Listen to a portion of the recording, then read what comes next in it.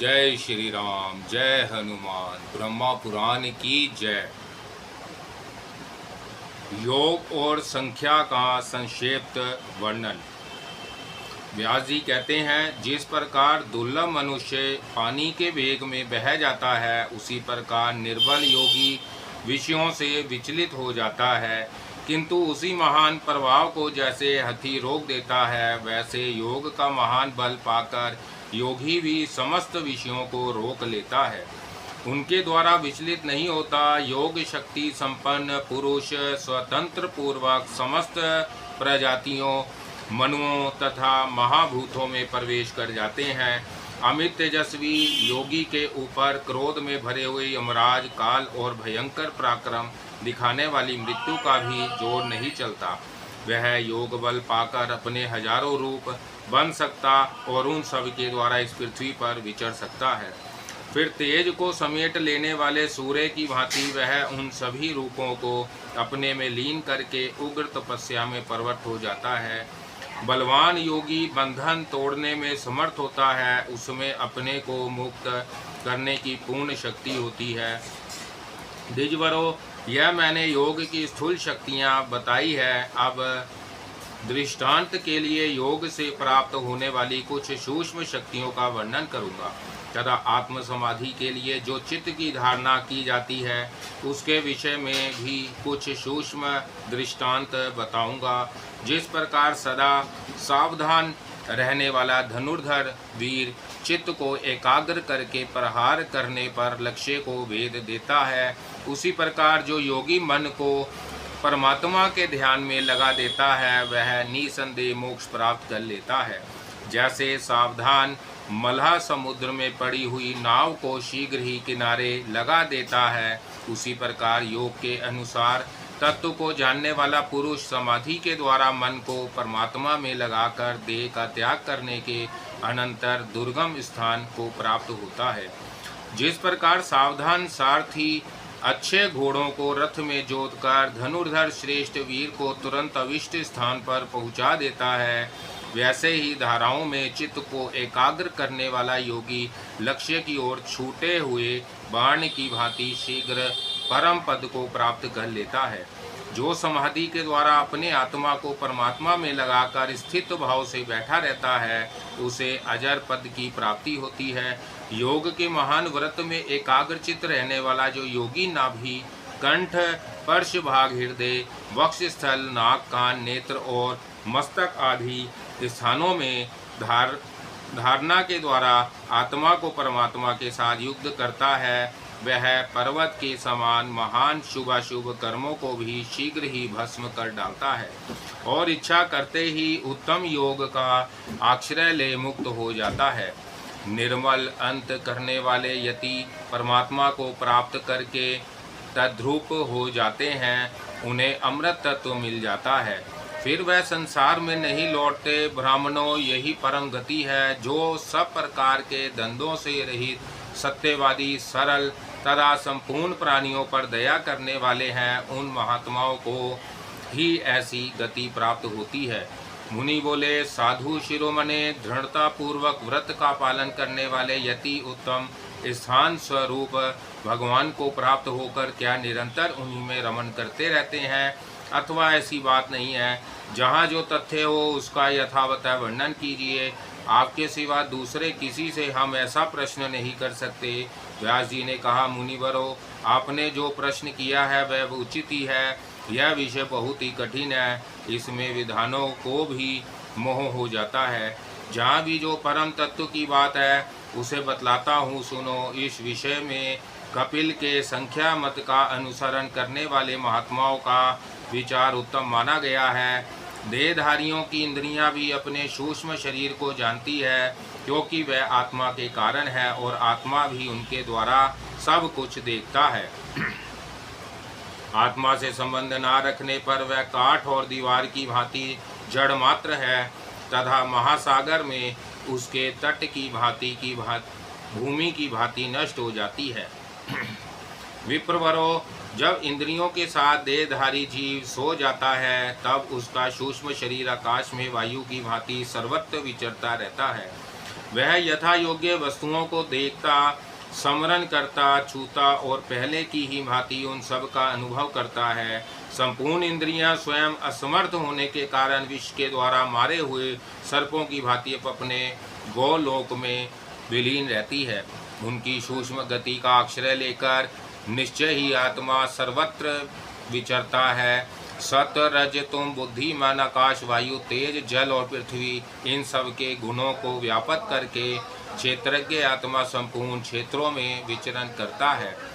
जैसे शिष्य महात्मा गुरु का अनुसरण करते हैं, उसी प्रकार इंद्रिया क्षेत्रज्ञ आत्मा का अनुसरण करती है। संख्या योगी प्रकृति का भी अतिक्रमण करके शुद्ध सूक्ष्म परात्पर निर्विकार समस्त पापों से रहित अनामय निर्गुण तथा अनामय परमात्मा श्री नारायण को प्राप्त होते हैं। विप्रवरो, इस ज्ञान के समान दूसरा कोई ज्ञान नहीं है। इसके विषय में तुमको संदेह नहीं करना चाहिए। संख्या ज्ञान सबसे उत्कृष्ट माना गया है। इसमें अक्षर, ध्रुव एवं पूर्व सनातन ब्रह्मा का ही प्रतिपादन हुआ है। वह ब्रह्मादि मध्य और अंत से रहित, द्वंद्वों से अतीत, सनातन, कूटस्थ और नित्य है, ऐसा शांति परायण विधान पुरुषों का कथन है। इसी से जगत की उत्पत्ति और प्रलय आदि रूप संपूर्ण विकार होते हैं। गूढ़ तत्वों की व्याख्या करने वाले महर्षियों ने शास्त्रों में ऐसा ही वर्णन किया है। संपूर्ण ब्राह्मण देवता वेद तथा सामवेता पुरुष उसी अनंत अच्युत ब्रह्मा भक्त तथा परम देव परमेश्वर की प्रार्थना करते और उनके गुणों का चिंतन करते रहते हैं। ब्राह्मणों महात्मा पुरुषों में, वेदों में, संख्या और योग में तथा पुराणों में जो उत्तम ज्ञान देखा गया है, वह सब संख्या से ही आया हुआ है। बड़े बड़े इतिहासों में, यथार्थ तत्व का वर्णन करने वाले शास्त्रों में तथा इस लोक में जो कुछ भी ज्ञान श्रेष्ठ पुरुषों के देखने में आया है, वह सब संख्या से ही प्राप्त हुआ है। पूर्व दृष्टि, उत्तम बल, ज्ञान, मोक्ष तथा सूक्ष्म तप आदि जितने भी विषय बताए गए हैं, उन सब का संख्या शास्त्र में यथावत वर्णन किया गया है। संख्या ज्ञानी सदा सुखपूर्वक कल्याणमय ब्रह्मा को प्राप्त होते हैं। इस प्रकार ज्ञान को धारण करके भी मनुष्य कृतार्थ हो जाते हैं। संख्या का ज्ञान अत्यंत विशाल और परम प्राचीन है। यह महासागर के समान अगाध, निर्मल और उदार भावों से पूर्ण है। इस अप्रमेय ज्ञान को भगवान नारायण ही पूर्ण रूप से धारण करते हैं। मुनिवरों, यह मैंने तुमसे परम तत्व का वर्णन किया। यह संपूर्ण पुरातन विश्व भगवान नारायण से ही प्रकट हुआ है। वह ही सृष्टि के समय संसार की सृष्टि और संहार काल में उसका संहार करते हैं। ब्रह्मा पुराण की जय। क्षर अक्षर तत्व के विषय में राजा कराल, जनक और वशिष्ठ का संवाद। मुनियों ने पूछा, महामुने, वह अक्षर तत्व क्या है जिसको प्राप्त कर लेने पे जीव पुनः इस संसार में नहीं आता, तथा क्षर पदार्थ क्या है जिसको जानने पर भी आवागमन बना रहता है। क्षर और अक्षर के स्वरूप को स्पष्ट रूप से जानने के लिए हम आपसे यह प्रश्न करते हैं। व्यास जी ने कहा, मुनिवरों, इस विषय में राजा कराल, जनक और वशिष्ठ के संवाद रूप एक प्राचीन इतिहास का वर्णन करता हूँ। एक समय की बात है, सूर्य के समान तेजस्वी मुनिवर वशिष्ठ अपने आश्रम पर विराजमान थे। वह परमात्मा तत्व के प्रतिपादन में कुशल थे। उन्हें अध्यात्म तत्व का निश्चयात्मक ज्ञान था। उस समय राजा कराल जनक ने उस आश्रम पर पहुंचकर वशिष्ठ जी को हाथ जोड़कर प्रणाम किया और विनय युक्त मधुर वाणी में कहा, भगवान, जहाँ से ज्ञानी पुरुषों को पुनः इस संसार में नहीं आना पड़ता, उस सनातन ब्रह्मा के स्वरूप को मैं वर्णन सुनना चाहता हूँ। इसके सिवा जो अक्षर कहा गया है, उसका तथा जिसमें इस जगत का लय होता है, उस अनामय कल्याणमय अक्षर तत्व का भी ज्ञान प्राप्त करना चाहता हूँ। अतः आप विषय का उपदेश करें। वशिष्ठ जी ने कहा, राजन सुनो, जिस प्रकार इस जगत का शरण लय होता है उसको तथा जिसमें इसका लय होता है उस अक्षर को भी बतलाता हूँ। देवताओं के 12,000 वर्षों का एक चतुर्युग होता है। 1000 चतुर्युगों का ब्रह्मा का एक दिन होता है, इसी को कल्प समझो।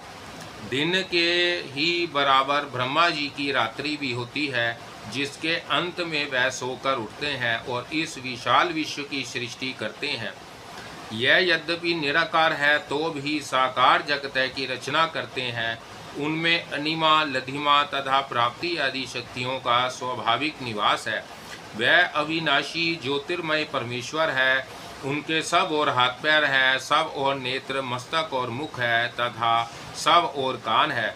वह संसार में सबको व्यापक करके स्थित है। वह ही भगवान हिरण्य गर्भ है। वह ही योग शास्त्र में महान और वरिचित आदि नामों से प्रसिद्ध है तथा संख्या शास्त्र में भी उनका अनेकों नामों से वर्णन आता है।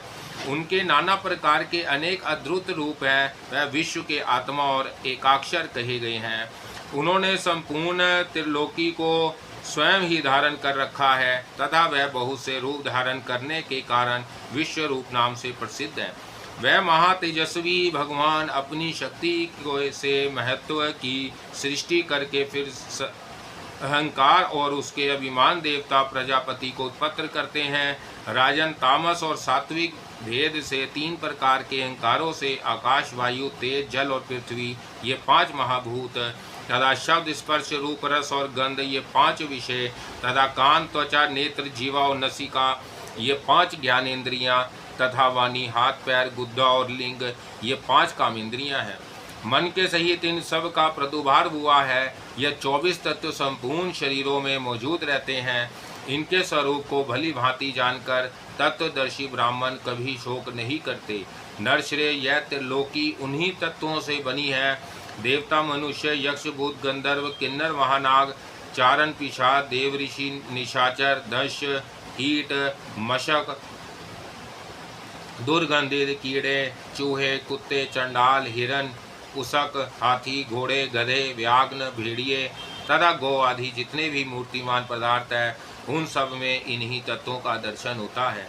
पृथ्वी, जल और आकाश में ही प्राणियों का निवास है। अन्यंत्र नहीं, यह संपूर्ण जगत व्यापक कहलाता है। प्रतिदिन इसका शरण होता है, इसलिए इसको शर कहते हैं। इससे भिन्न तत्व अक्षर कहा गया है। संपूर्ण भूतों के आत्मा परमेश्वर को ही अक्षर कहते हैं।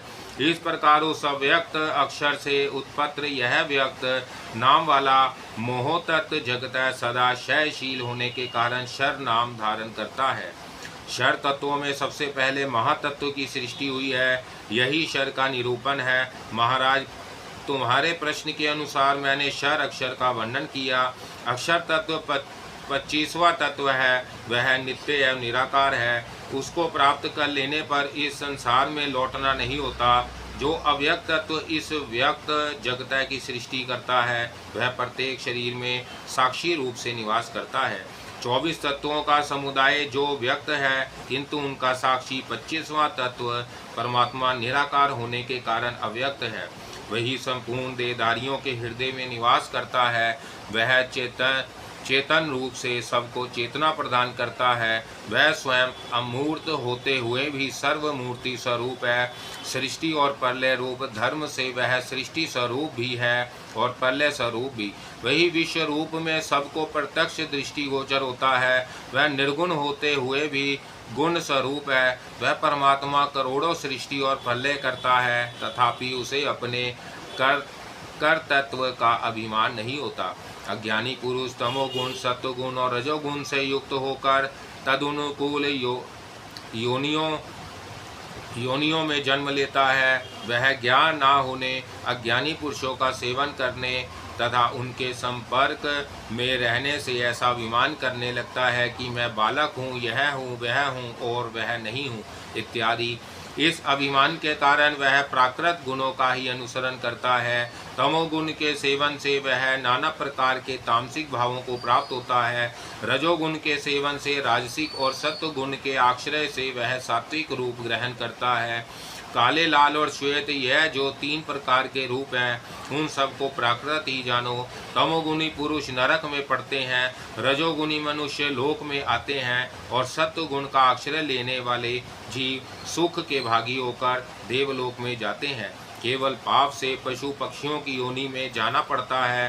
पुण्य और पाप दोनों का मेल होने से मनुष्य लोक की प्राप्ति होती है तथा केवल पुण्य से जीव देवता का स्वरूप प्राप्त करता है। अव्यक्त परमात्मा में जो स्थित होती है उसी को मनीषी पुरुष मोक्ष कहते हैं। वह परमात्मा ही 25वां तत्व है। ज्ञान से ही उनकी प्राप्ति होती है।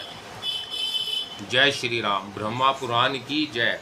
क्षर अक्षर तथा योग और संख्या का वर्णन। जनक ने कहा, मुनिश्रेष्ठ क्षर और अक्षर दोनों का संबंध तो पत्नी और पति के संबंध की भांति स्थिर जान पड़ता है। जैसे पुरुष के बिना स्त्री तथा स्त्री के बिना पुरुष संतान नहीं उत्पन्न कर सकते, उसी प्रकार प्राकृतिक और पुरुष भी सदा एक दूसरे से संयुक्त होकर ही सृष्टि करते हैं। ऐसी दशा में पुरुष का मोक्ष असंभव जान पड़ता है। यदि मोक्ष के निकट पहुँचने वाला कोई दृष्टांत हो तो बताइए, क्योंकि आपको सब कुछ प्रत्यक्ष है। हमारे मन में भी मोक्ष की अभिलाषा है। हम भी उस पद को प्राप्त करना चाहते हैं जो अनामय, अजय, बुढ़ापे से रहित, नित्य, इंद्रियातीत एवं परम स्वतंत्र है। वशिष्ठ जी बोले, राजन तुम्हारा कहना ठीक है। तुमने वेद और शास्त्रों का दृष्टांत देखकर अपना प्रश्न उपस्थित किया है, तथापि अभी ग्रंथ का यथार्थ तत्व तुम्हारे समझ में नहीं आया है। जो वेद और शास्त्रों के ग्रंथों को रट लेता है किंतु उसके तत्व को नहीं समझता, उसका वह रटना व्यर्थ है।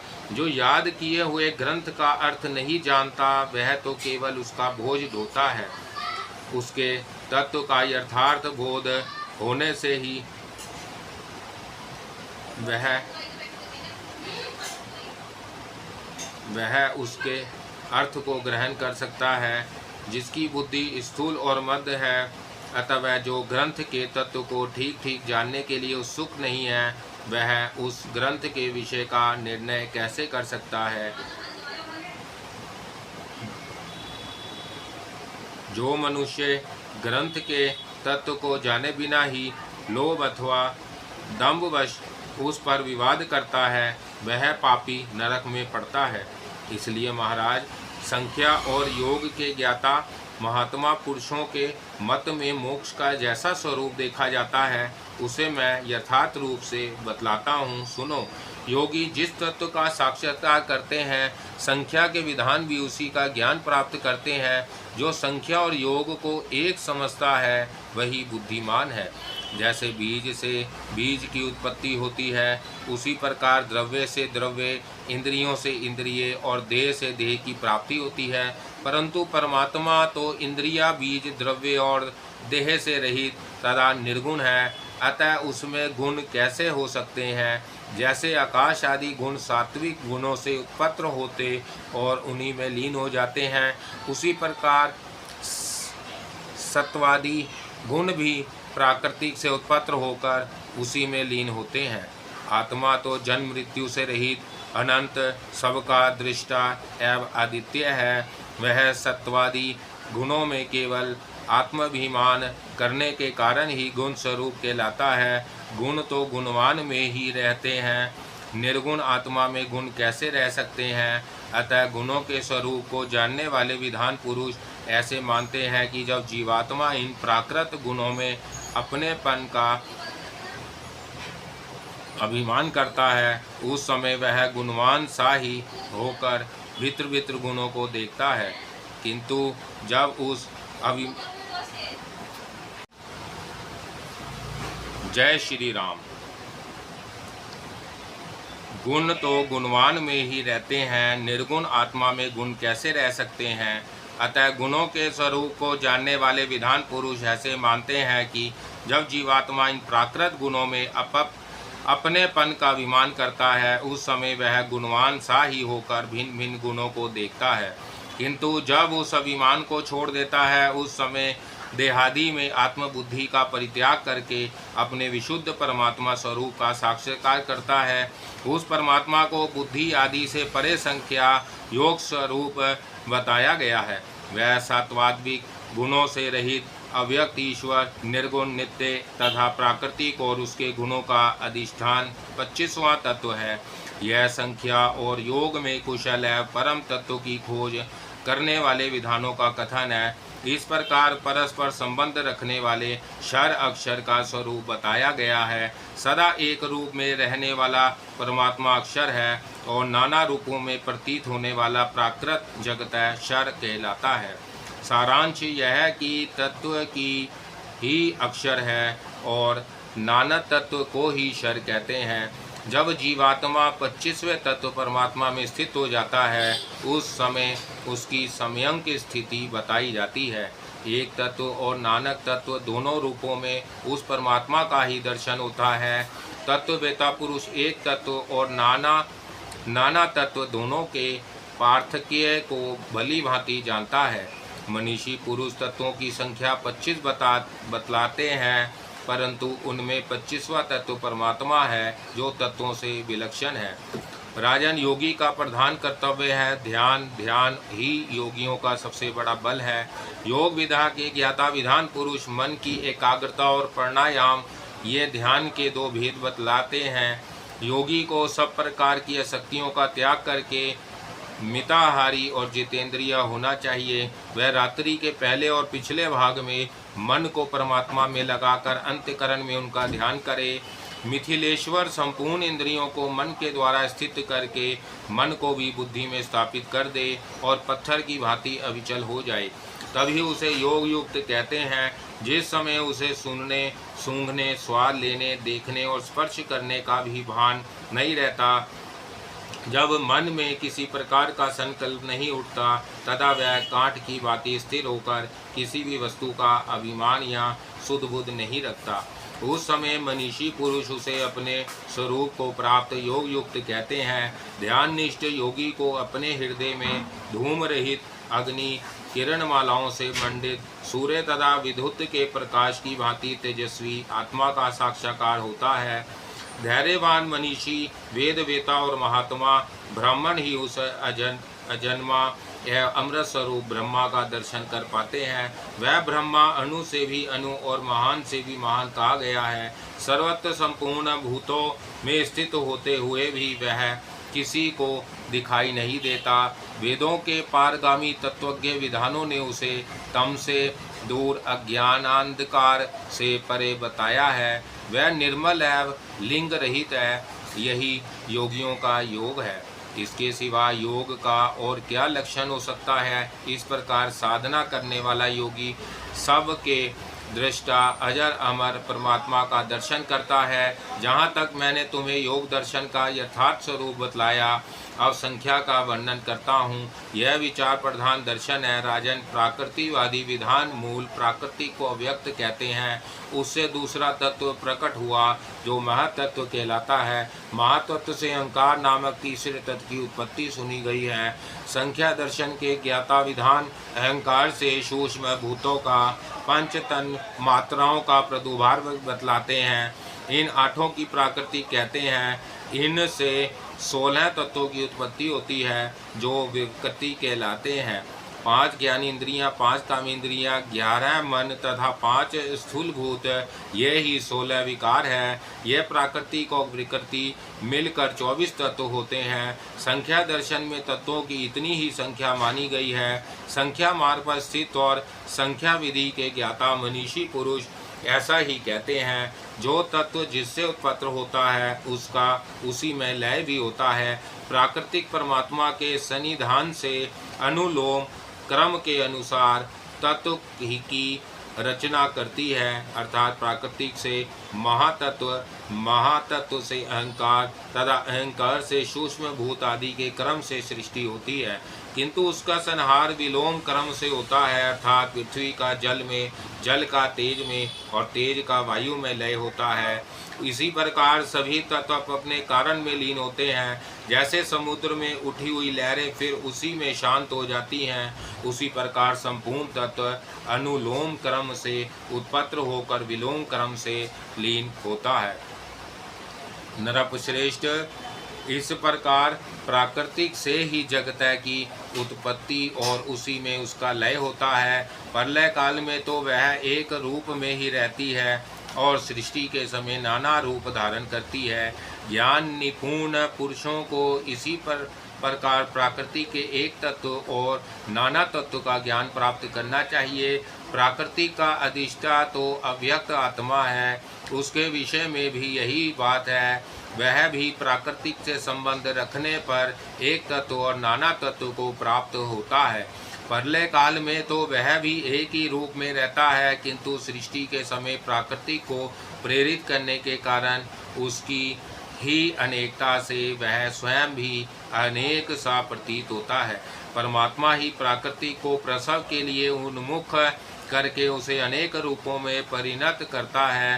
प्रकृति को और उसके विकारों को क्षेत्र कहते हैं। 24 तत्वों से भीतर जो 25वां तत्व महान आत्मा है, वही उस क्षेत्र में अधिष्ठा रूप से निवास करता है। वह क्षेत्र को जानता है, इसलिए क्षेत्रज्ञ कहलाता है। क्षेत्रज्ञ प्राकृतिक जनित पूर्व में शयन करता है, इसलिए उसे पुरुष कहते हैं। वास्तव में क्षेत्र अन्य वस्तु है और क्षेत्रज्ञ अन्य। क्षेत्र अव्यक्त है और क्षेत्रज्ञ उसका ज्ञाता। 25वां तत्व परमात्मा है। जब पुरुष अपने को प्राकृतिक से भिन्न जान लेता है, तो उस समय वह अद्वितीय परमात्मा रूप से स्थित होता है। इस प्रकार मैंने तुम्हें समयंग दर्शन का यथार्थ वर्णन किया। जो इसे इस प्रकार जानते हैं वह समस्वरूप ब्रह्मा को प्राप्त होते हैं। महाराज, इस प्रकार मैंने तुमसे शुद्ध सनातन आदि ब्रह्मा के यथार्थ तत्व का वर्णन किया है। तुम मत्सर्य का त्याग करके अपनी बुद्धि से इस तत्व को ग्रहण करो। असत्यवादी, शठ, नपुंसक, कुटिल बुद्धि वाले, अपने को पंडित मानने वाले तथा दूसरों को कष्ट पहुँचाने वाले मनुष्यों को इसका उपदेश नहीं देना चाहिए। शिष्य तो बोध कराने के लिए ही इस तत्व का उपदेश करना उचित है। जो श्रद्धालु, गुणवान, पराई निंदा से दूर रहने वाले, विशुद्ध योगी, विधान वेदोक्त कर्म करने वाले, क्षमाशील तथा सबके हितैषी हों, वह ही इस ज्ञान के अधिकारी हैं। जितेंद्रियां तथा संयमी पुरुष को इसका उपदेश अवश्य देना चाहिए। महाराज कराल, तुमने मुझसे आज पर ब्रह्मा का ज्ञान प्राप्त किया है। अब तुम्हारे मन में तनिक भी भय नहीं होना चाहिए। नरेंद्र, तुमने मुझसे जैसा प्रश्न किया था उसके अनुसार ही मैंने तुम्हें यह उपदेश किया है। कोई दूसरी बात नहीं कही है। यह महान ज्ञान मोक्ष वेता पुरुषों का परम आश्रय है। यह मुझे साक्षात ब्रह्मा जी से प्राप्त हुआ है। व्यास जी कहते हैं, मुनिवरों, पूर्व काल में महर्षि वशिष्ठ जी ने जिस प्रकार 25वें तत्व रूप पर ब्रह्मा के स्वरूप का वर्णन किया था, उसी प्रकार मैंने तुम्हें बतलाया है। यही वह ब्रह्मा है जिसे जान लेने पर मनुष्य फिर इस संसार में नहीं आता। यह ज्ञान हिरण्यगर्भ ब्रह्मा जी से महर्षि वशिष्ठ जी को प्राप्त हुआ। वशिष्ठ जी ने देवऋषि नारद को मिला और देवऋषि नारद से मुझको प्राप्त हुआ। वही यह सनातन ज्ञान मैंने तुम सब लोगों को बताया है। यह परम पद है। इसका श्रवण करके अब तुम्हें शोक नहीं करना चाहिए। जिसने क्षर और अक्षर के भेद को जान लिया, उसे किसी प्रकार का क्षय नहीं है। जो उन्हें ठीक ठीक नहीं जानता, उसी को भय है। मूर्ख मनुष्य इस तत्व को ना जानने के कारण बारंबार उपद्रवग्रस्त हो मरता और मरने के बाद पुनः हजारों बार जन्म मृत्यु के कष्ट भोगता है। वह देव, मनुष्य और पशु पक्षी आदि की योनियों में भटकता रहता है। अज्ञान रूपी समुद्र अव्यक्त, अगाध और भयंकर है। उसमें प्रतिदिन कितने ही प्राणी डूबते चले जा रहे हैं। तुम लोग यह उपदेश सुनकर इस अगाध भवसागर से पार हो गए हो। अब तुम में रजोगुण और तमोगुण का भाव नहीं रह गया। तुम्हारी शुद्ध सत्व में स्थिति हो गई है। मुनिवरों, इस प्रकार मैंने सार से भी सारभूत परम तत्व का वर्णन किया। यह परम मोक्ष रूप है। इसे जान लेने पर मनुष्य फिर इस संसार में लौटकर नहीं आता। जो नास्तिक हो, जिसके हृदय में गुरु और भगवान के प्रति भक्ति ना हो, जिसकी बुद्धि खोटी और हृदय श्रद्धा से विमुख हो, ऐसे मनुष्यों को कभी इसका उपदेश नहीं करना चाहिए। बोलो ब्रह्मा पुराण की जय। श्री ब्रह्मा पुराण की महिमा तथा ग्रंथ का उपसंहार। लोमहर्षण जी कहते हैं, द्विजवरों, इस प्रकार पूर्व काल में महर्षि व्यास जी ने सारभूत निर्दोष वचनों द्वारा मधुर वाणी में मुनियों को यह पुराण सुनाया था। इसमें अनेक शास्त्रों के शुद्ध एवं निर्मल सिद्धांतों का समावेश है। यह सहज शुद्ध है और अच्छे शब्दों के प्रयोग से सुशोभित होता है। इसमें यथास्थान, पूर्व पक्ष और सिद्धांत का प्रतिपादन किया गया है। इस पुराण को न्यायानुकूल रीति से सुनाकर परम बुद्धिमान वेद व्यास जी मौन हो गए। वह श्रेष्ठ मुनि भी महान संपूर्ण मनोवांछित फलों को देने वाले तथा वेदों के तुल्य माननीय इस आदि ब्रह्मा पुराण को सुनकर बहुत प्रसन्न और विस्मित हुए। उन्होंने मुनिवर श्री कृष्ण देवपायन व्यास की बारंबार प्रशंसा की। मुनि बोले, मुनि श्रेष्ठ, आपने हमें वेदों के तुल्य प्रमाणित तथा संपूर्ण अभिष्ट फलों को देने वाला सर्वपापारी श्रेष्ठ पुराण सुनाया है। यह कितने हर्ष की बात है। हमने भी इस विचित्र पदों वाले पुराणों का अक्षर अक्षर सुना है। प्रभु, तीनों लोकों में ऐसी कोई वस्तु नहीं है जो आपको विदित ना हो। महाभाग, आप देवताओं में बृहस्पति की भांति सर्वज्ञ है, महाप्रज्ञा और ब्रह्मनिष्ठा है। महामते, हम आपको नमस्कार करते हैं।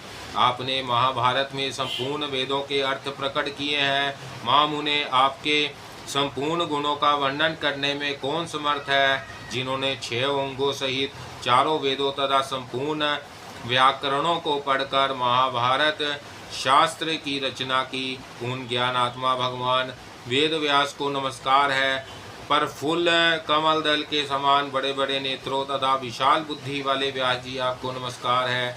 आपने महाभारत रूपी तेल से भरे हुए ज्ञानी रूप दीपक को जलाया है। यो कहकर उन महर्षियों ने व्यास जी का पूजन किया। फिर व्यास जी ने भी उन सब का सम्मान किया।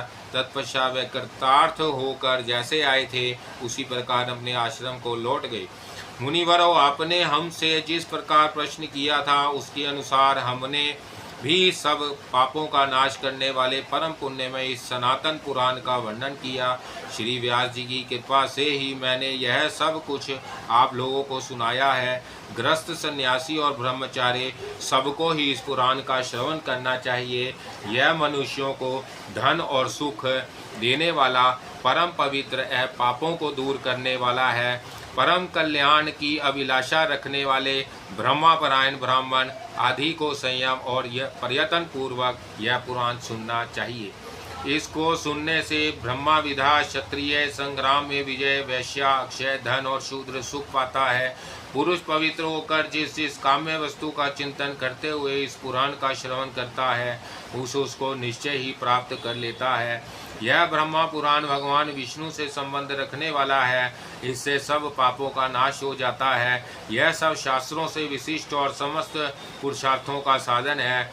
यह जो मैंने आप लोगों को वेद तुल्य पुराण का श्रवण कराया है, इसको सुनने से सब प्रकार के दोषों से प्राप्त होने वाली पाप राशि का नाश हो जाता है।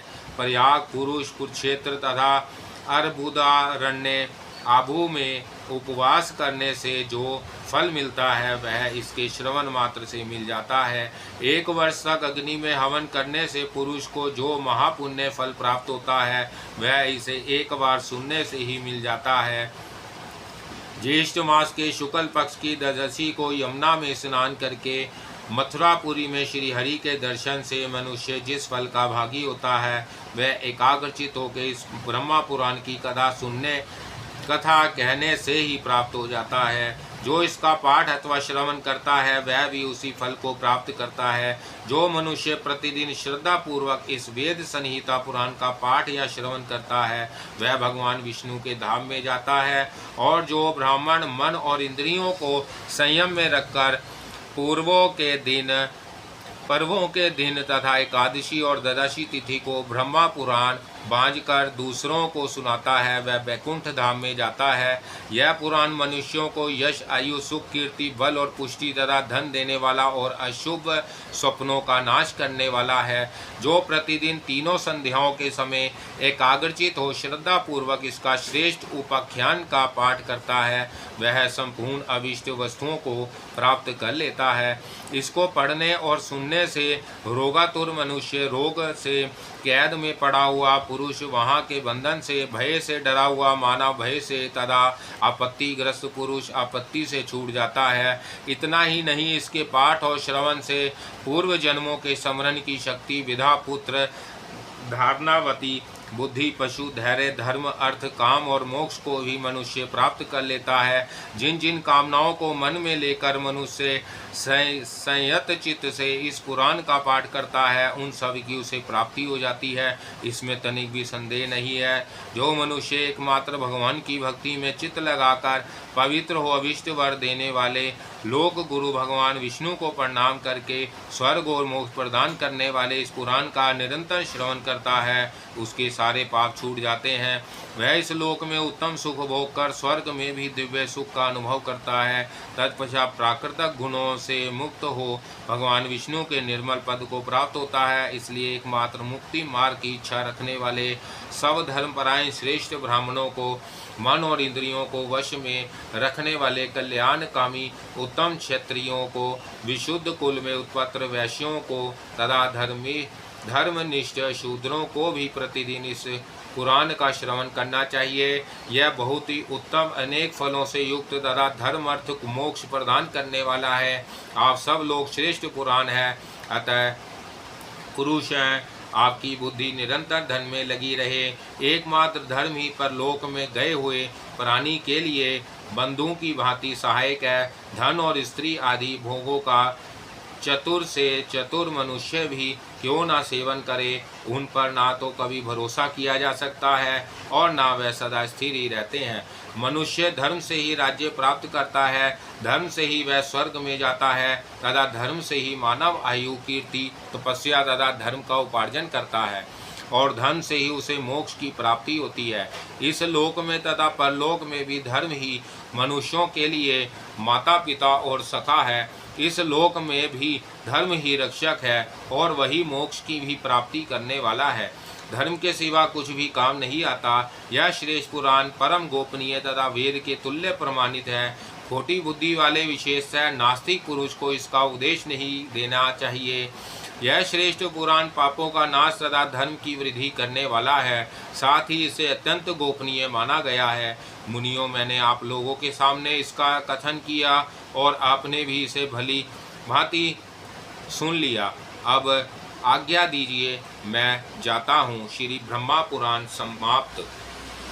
आज 2 जुलाई 2024 है।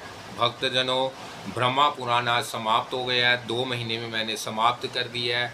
मैं विश्व की कल्याण की कामना के लिए मैं ये कर रहा हूँ, आगे भी मैं करता रहूँगा और आप इसे सुनते रहें और अच्छा लगे तो लाइक ज़रूर करें ताकि मुझे अपना अच्छा लगे, ताकि और इसे ज़्यादा से ज़्यादा शेयर करें, सब्सक्राइब करें।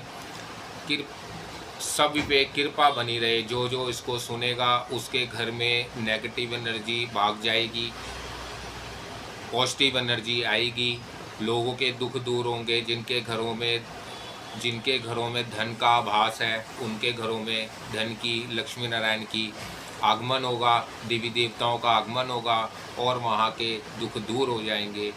जय श्री राम, जय हनुमान।